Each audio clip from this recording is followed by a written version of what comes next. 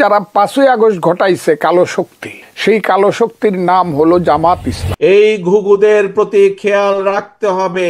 এই ঘুঘুরা কারো না, এই ঘুঘুরা শুধু নিজের স্বার্থ বুঝে। তারা আসবে, তারা আপনাকে ব্যবহার করবে, তারা আপনার সুনাম নষ্ট করবে, নিজেদের স্বার্থ অধিকার করবে, তারা দলের সুনাম নষ্ট করবে, নিজেদের স্বার্থ অধিকার করবে, আবার সুসুর করে দুঃসময় দেখলে তারা পালিয়ে যাবে। এই ঘুঘুরা যাতে আসতে না পারে, এই দলের স্বার্থকে নিজের স্বার্থে ব্যবহার করার জন্য সুযোগ না পায়, এই ঘুঘুরা শুধু নিজেদের, এরা কারো না। এই ঘুঘুদের প্রতি সতর্ক দৃষ্টি রাখতে হবে। ফজলুর রহমানকে বিএনপি শোকজ করেছে।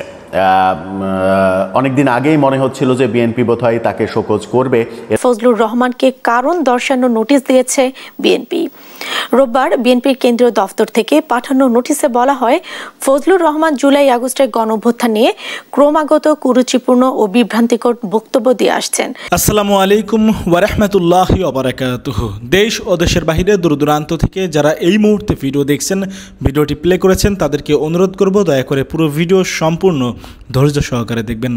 খুবই গুরুত্বপূর্ণ এবং অত্যন্ত ইম্পর্টেন্ট ভিডিও নিয়ে উপস্থিত হয়েছি আপনাদের মাঝে। সম্মানিত বন্ধুগণ, দর্শক শ্রোতা মণ্ডলী, সুপ্রিয় দর্শক শ্রোতা মণ্ডলী, বন্ধুগণ, জুলাই আগস্ট গণঅভ্যুত্থান নিয়ে ক্রমাগত বিতর্কিত ও বিভ্রান্তিকর মন্তব্য করায় বিএনপি চেয়ারপারসনের উপদেষ্টা অ্যাডভোকেট ফজলুর রহমানকে কারণ দর্শানোর নোটিশ দেওয়া হয়েছে, তাকে শোকজ করা হয়েছে।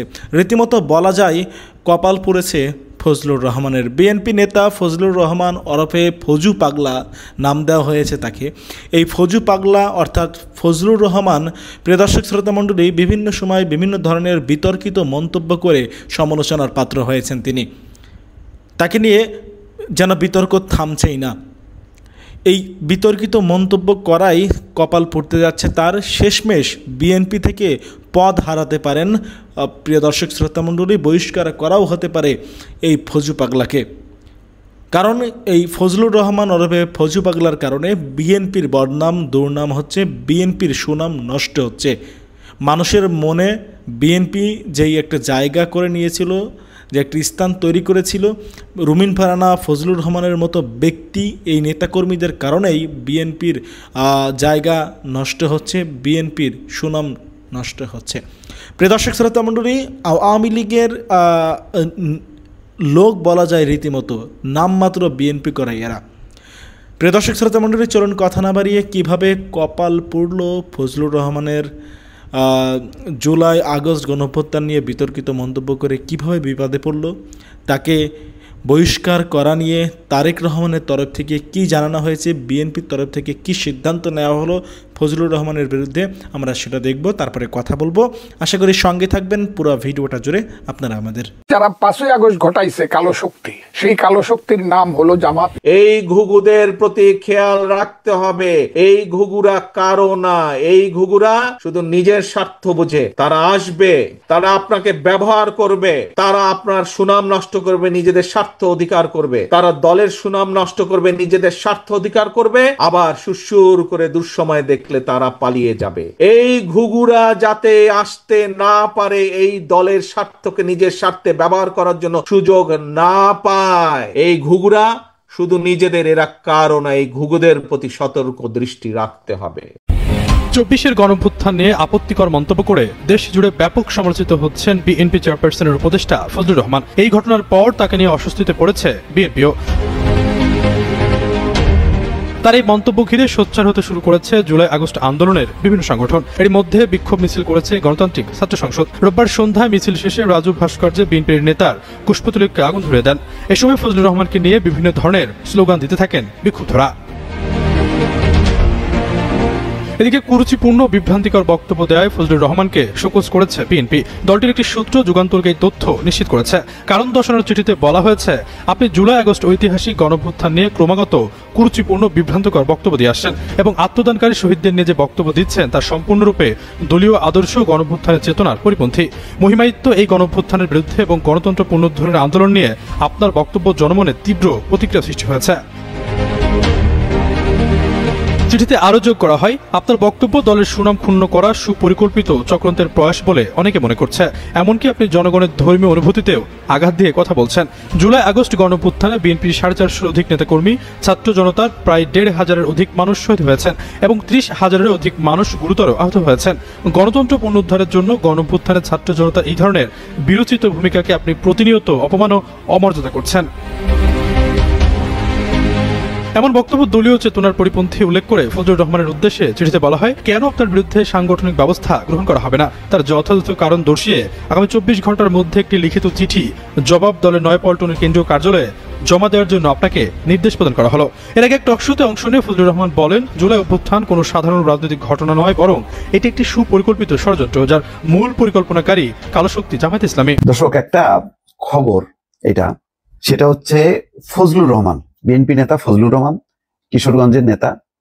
সাম্প্রতিক সময় তিনি গণমাধ্যমে খুবই সোচ্চার, সাক্ষাৎকার দিচ্ছেন, বক্তব্য দিচ্ছেন। প্রত্যেকটা বক্তব্যের মধ্যে এমন কিছু বিষয় যুক্ত হচ্ছে যেটা বেশ খবর হচ্ছে। মোট কথা খবরের জন্য খুব ভালো যে নতুন নতুন কথা বলছে, কিন্তু এই নতুন নতুন কথা এখন বিএনপি যে অবস্থানে আছে, খুবই সাবধানে বিএনপি পা ফেলছে, খুব হিসাব করে করে কথা বলছে, যেহেতু তাদের একটা মূল টার্গেট আছে যে সামনে যাতে নির্বাচনটা ভালোভাবে হয়।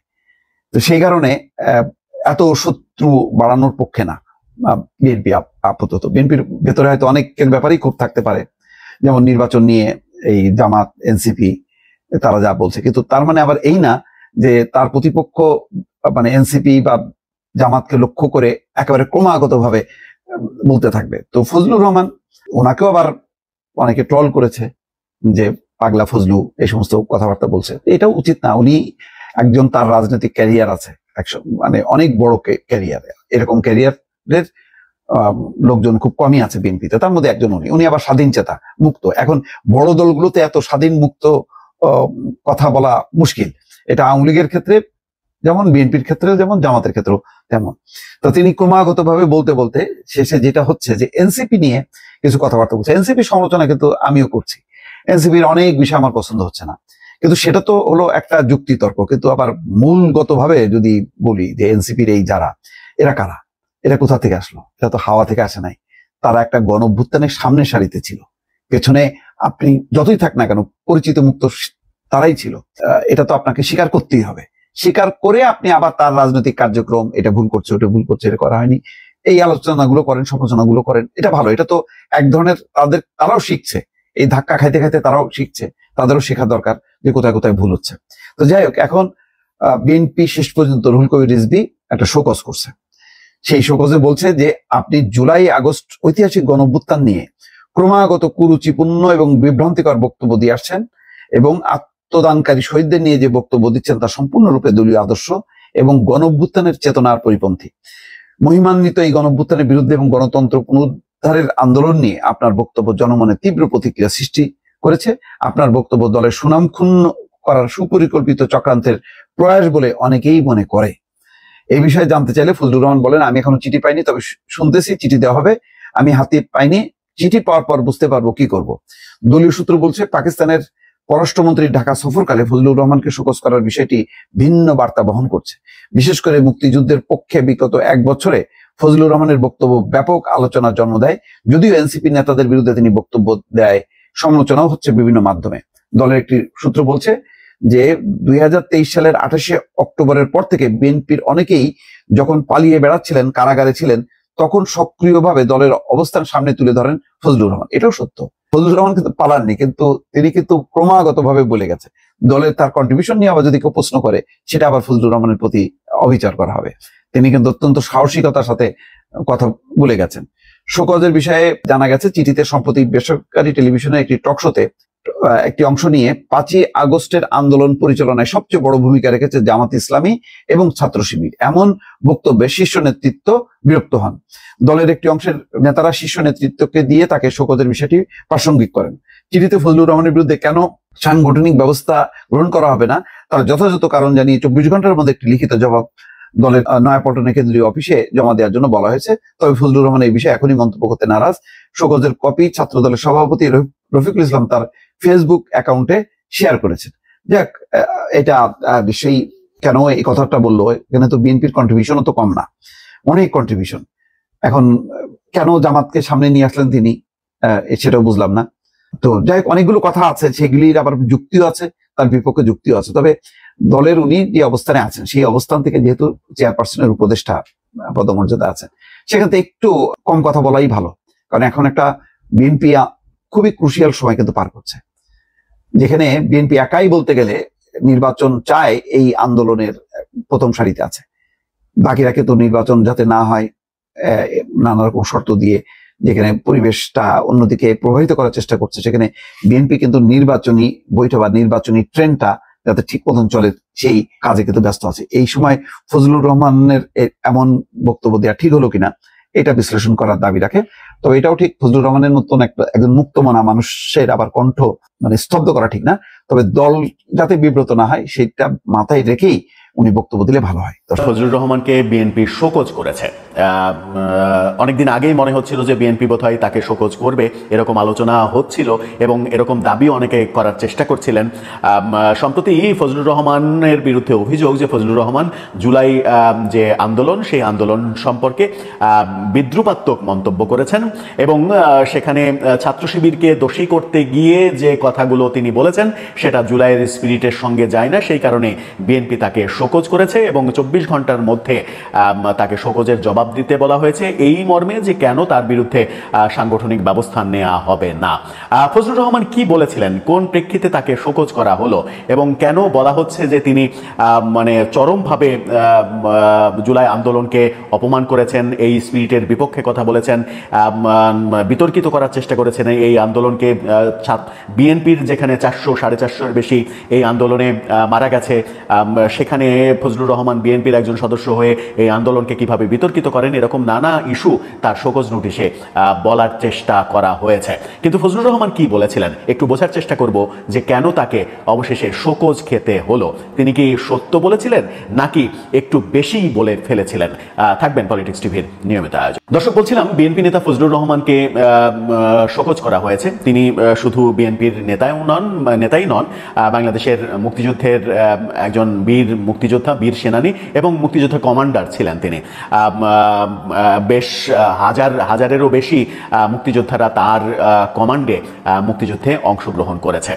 এরকম একজন বীর মুক্তিযোদ্ধা গত 5 আগস্টে শেখ হাসিনা সরকারের পতনের পরে এই ফজলুর রহমানকে বেশ আলোচিত একটা চরিত্র হিসেবে আমরা দেখেছি এবং যে কয়জন মুক্তিযুদ্ধ বিষয়ক ব্যাপারে বলিষ্ঠ অবস্থান গ্রহণ করেছেন, মুক্তিযুদ্ধের পক্ষে অবস্থান নিয়েছেন, মুক্তিযুদ্ধকে কলঙ্কিত করে যে সকল কথা, যে সকল উদ্যোগ, সেগুলোর বিরুদ্ধে তীব্র অবস্থান ব্যক্ত করেছেন, তার মধ্যে ফজলুর রহমান একজন। তিনি কখনোই মুক্তিযুদ্ধকে ছোট করার প্রসঙ্গ মেনে নিতে পারেন না। সেই প্রসঙ্গেই জুলাই অভ্যুত্থান ব্যাপারে যে মন্তব্যটা তিনি করেছেন, যে মন্তব্যগুলো করেছেন, সেগুলো বোধহয় একটু এবার বেশি হয়ে গেছে বলে তাকে বিএনপি শোকজ করেছে এবং আজকে আমরা দেখেছি ঢাকা বিশ্ববিদ্যালয়ে তার কুশপুত্তলিকে দাহ করা হয়েছে।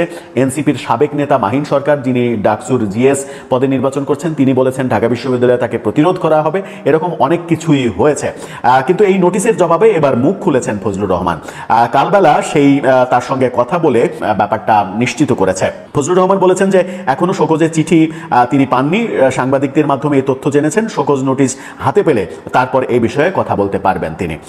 আওয়ামী লীগ থেকে বিএনপিতে আসা অ্যাডভোকেট ফজলুর রহমান গত বছরের 5 আগস্টের পর থেকেই নানা রকমের বক্তব্য দিচ্ছেন। সর্বশেষ তিনি গত বছরের 5 আগস্ট শেখ হাসিনার পতনের জন্য বাংলাদেশ জামাত ইসলামী এবং তার সহযোগী সংগঠনগুলোকেই দায়ী করেছেন। তার ভাষায় এটি কোনো সাধারণ রাজনৈতিক ঘটনা নয়, বরং এটি সুপরিকল্পিত ষড়যন্ত্র, যার মূল পরিকল্পনাকারী কালো শক্তি জামাত।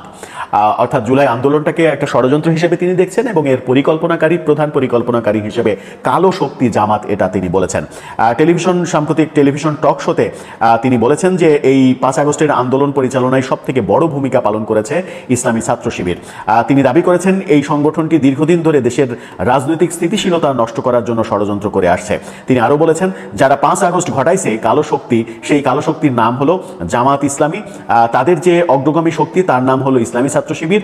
সার্জিস আলমরা যারা এইটার অভ্যুত্থানের অভিনয় করেছে, 5 আগস্টের অভিনেতা যারা, আমি তাদের নেতা বলতে চাই না, আমি তাদের অভিনেতা বলবো। আমি মনে করেছিলাম সেই আলবদর, আল শামস, জামাত ইসলামী 54 বছর পর পূর্বপুরুষের পরাজয়ের গ্লানি তারা ভুলে গেছে কিন্তু না, সেই পরাজয়ের গ্লানি দ্বিগুণ আকারে তাদের মধ্যে এসেছে। বিএনপি চেয়ারপারসনের উপদেষ্টা হিসেবে কাজ করা এই নেতা বলেছেন, জামাত চক্রান্ত করে দেশে প্রতিষ্ঠিত হয়েছে এবং তাদের পেছনে আন্তর্জাতিক ষড়যন্ত্রও রয়েছে। তারা চক্রান্ত করে নিজেদের এই দেশে প্রতিষ্ঠিত করেছে, সেই প্রতিষ্ঠার পেছনে জাতীয় আন্তর্জাতিক ষড়যন্ত্র আছে, যে সেই ষড়যন্ত্রের বহিঃপ্রকাশে তারা এমন একটা শক্তি হিসেবে দাঁড়াইছে যে তাদের এখন অর্থবিত্ত সবকিছু আছে। আনুষ্ঠানিকভাবে বাংলাদেশের ক্ষমতাতেও এখন জামাতই রয়েছে, এই দাবিও তিনি করেছেন। তবে দলটি এটাও জানে তারা নির্বাচনের মাধ্যমে ক্ষমতায় আসতে পারবে না। জামাতের প্রধান প্রতিবন্ধক হচ্ছে বিএনপি। যদি একটি সুষ্ঠু নির্বাচন হয় তবে বিএনপির 2/3 আসন নিয়ে ক্ষমতায় ফিরবে, এটাই জনগণের ইচ্ছা। খুবই ভালো কথা, বিএনপির পক্ষে তিনি কথা বলেছেন, জামাত নির্বাচনে পারবে না এই কথা বলেছেন। এটা স্বাভাবিক আলোচনা যে জামাত নির্বাচনে বিএনপির সঙ্গে পারবে না, পারার কোনো প্রশ্নও আসে না।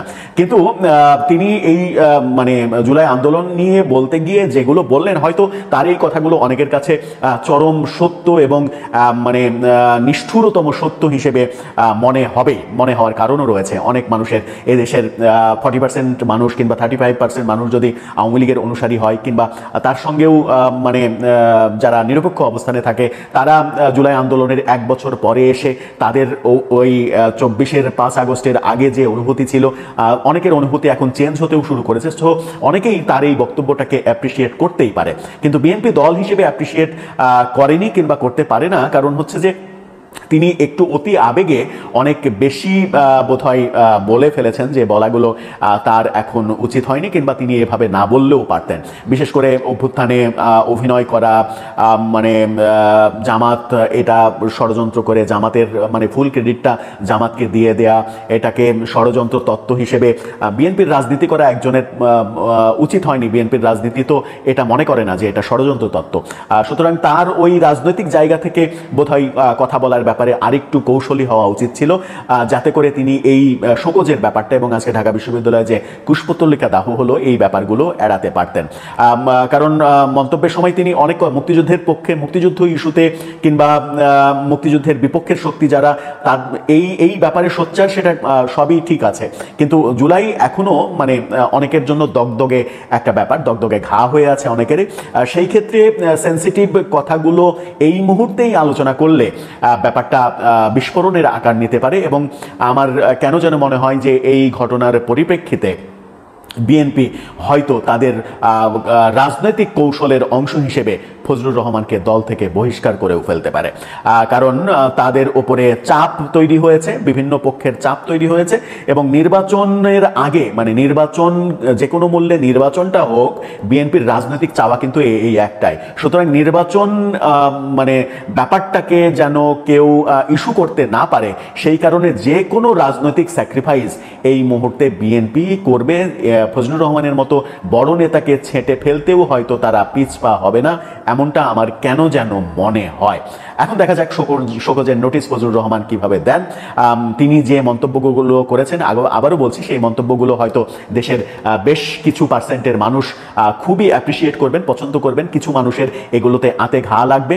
সেই আঁতে ঘা লাগা মানুষগুলো প্রতিবাদে সোচ্চার হয়েছেন, হওয়াই স্বাভাবিক। তাদের আঁতে ঘা লাগার মতো কথা কেন তিনি বলবেন?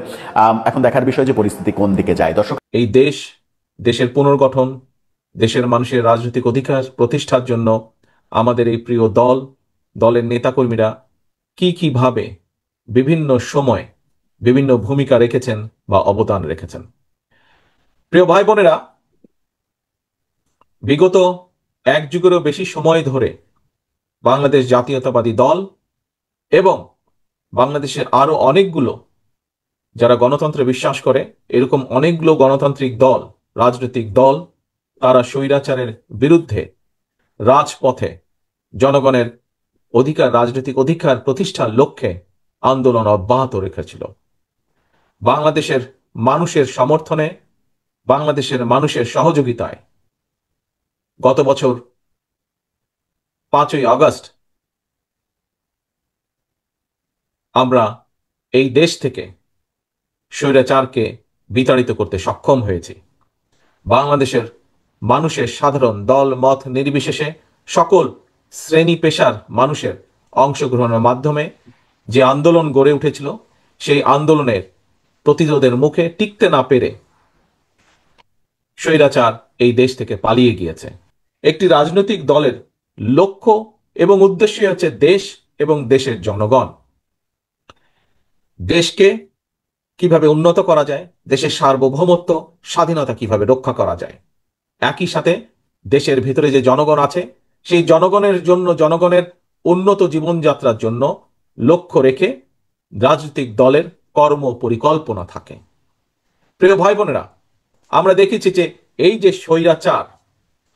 স্বৈরাচার জনগণের আন্দোলনের মুখে পালিয়ে যেতে বাধ্য হয়েছে। এই স্বৈরাচার যখন এক যুগেরও বেশি সময় আগে এই দেশের ক্ষমতা দখল করেছিল, দখল করার পরে আমরা দেখেছি কিভাবে একে একে তারা গুম খুন হত্যা রাজনীতি শুরু করেছিল।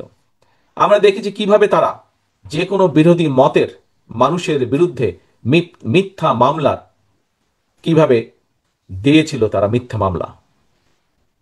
আমি নিশ্চিত তাদের মধ্যে অধিকাংশ মানুষ স্বৈরাচারের সময় মিথ্যে মামলায় জর্জরিত হয়েছেন।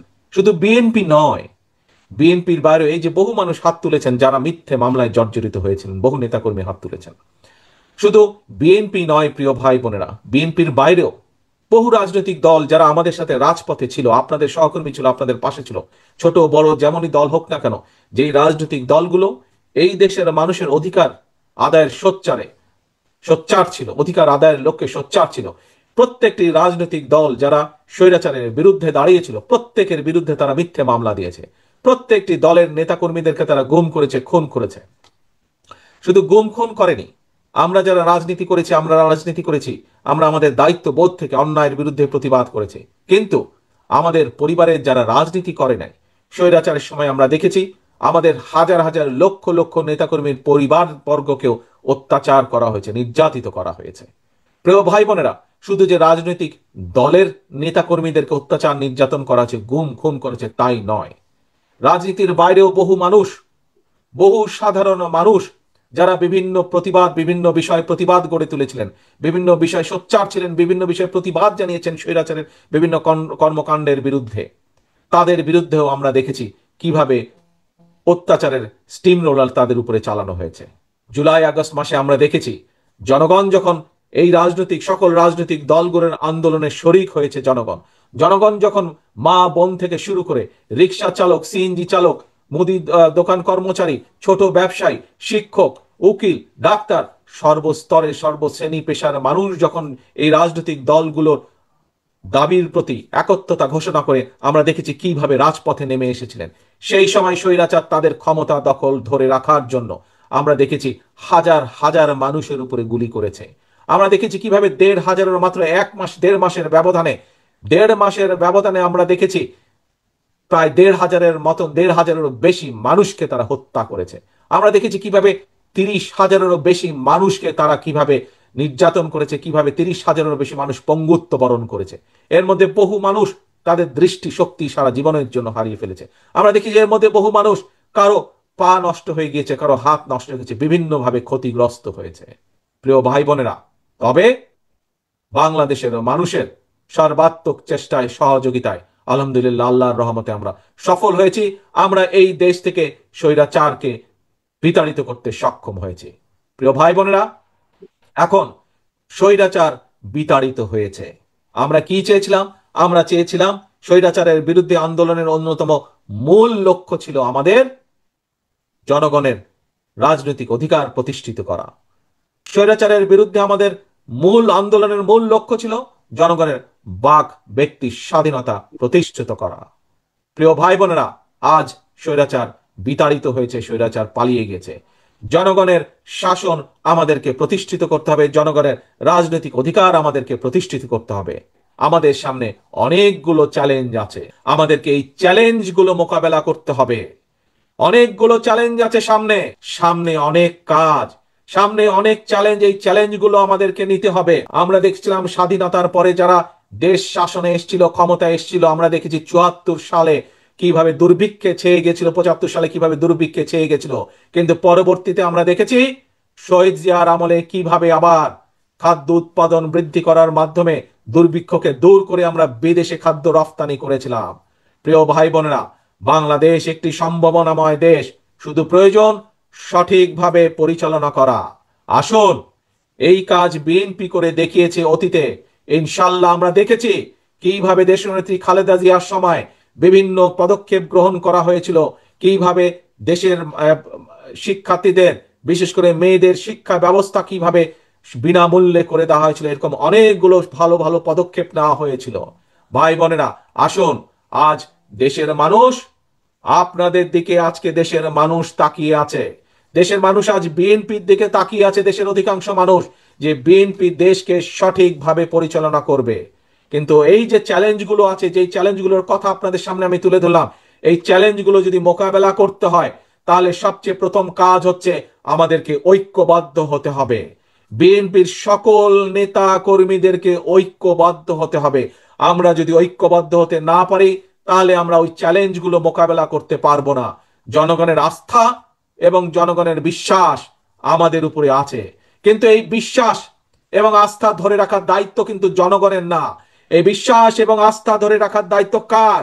আমাদের সকলের। আমরা যারা বিএনপি করি, জনগণ যাতে আমাদের উপরে আস্থা রাখে, জনগণ যাতে আমাদের উপরে বিশ্বাস রাখে, সে আস্থা এবং বিশ্বাস ধরে রাখার দায়িত্ব কার? ইয়েস, এই দায়িত্ব হচ্ছে শহীদ জিয়ার প্রতিটি নেতাকর্মীর, এই দায়িত্ব হচ্ছে খালেদা জিয়ার প্রতিটি নেতাকর্মীর, এই দায়িত্ব হচ্ছে শহীদ জিয়ার নেতাকর্মীর, এই দায়িত্ব হচ্ছে খালেদা জিয়ার নেতাকর্মীর দায়িত্ব। জনগণের যে আস্থা আমাদের উপরে আছে, এই আস্থাকে ধরে রাখা আমাদের সকলের। এই দেশ বাংলাদেশের 20 কোটি মানুষের দেশ। শহীদ জিয়া স্বাধীনতা ঘোষণার মাধ্যমে এই দেশের কে মুক্ত করার, এই দেশকে স্বাধীন করার যুদ্ধ ঘোষণা করেছিলেন। পরবর্তীতে 90-এ স্বৈরাচারের বিরুদ্ধে আন্দোলন করে স্বৈরাচার মুক্ত করেছিলেন এই দেশ দেশনেত্রী খালেদা জিয়া। কাজেই সেই দলের নেতা এবং কর্মী হিসাবে আজ আপনাদের উপরে পবিত্র দায়িত্ব, সামনের দিনে এই দেশকে এগিয়ে নিয়ে যাওয়া, দেশকে পুনর্গঠন করার জন্য। সুপ্রিয় দর্শক শ্রোতা মণ্ডলী বন্ধুগণ, আপনারা দেখতে পারলেন। ব্যক্তিগত মতামত অবশ্যই কমেন্ট করে জানাবেন, কমেন্টে লিখে জানাবেন আপনারা কি বলতে চান, আপনারা কি বলবেন। ফজলুর রহমানকে যে সকজ নোটিশ পাঠানো হয়েছে, তাকে যে বিএনপি থেকে সকজ নোটিশ দেওয়া হয়েছে, যে কারণ দর্শানোর যে নোটিশ দিয়েছে বিএনপি, সেটা নিয়ে আপনারা কি বলতে চান? শুধুমাত্র সকজ করলে হবে না, তাকে কারণ দর্শানোর নোটিশ দিলে হবে না। বিএনপির উচিত এই সমস্ত বিতর্কিত মন্তব্য, বিভ্রান্তিকর মন্তব্য যারা দিয়ে মানুষের মধ্যে থেকে বিএনপির সুনাম নষ্ট করার চেষ্টা করছে, তাদেরকে বিএনপির দল থেকে বহিষ্কার করা। বিএনপির কেন্দ্রীয় দপ্তর সূত্র জানায়, কারণ দর্শানোর নোটিশে বলা হয়েছে যে জুলাই আগস্ট ঐতিহাসিক গণহত্যা নিয়ে ক্রমাগত কুরুচিপূর্ণ ও বিভ্রান্তিকর বক্তব্য দিয়ে আসছেন এবং আত্মদানকারী শহীদদের নিয়ে আপনি যে বক্তব্য দিচ্ছেন তা সম্পূর্ণরূপে দলীয় আদর্শ ও গণহত্যার চেতনার পরিপন্থী। মহিমান্বিত এই গণহত্যার বিরুদ্ধে এবং গণতন্ত্র পুনরুদ্ধারের আন্দোলন নিয়ে আপনার বক্তব্য জনমনের তীব্র প্রতিক্রিয়া সৃষ্টি করেছে। আপনার বক্তব্য দলের সুনাম ক্ষুণ্ণ করার সুপরিকল্পিত চক্রান্তের প্রয়াস বলে অনেকেই মনে করে।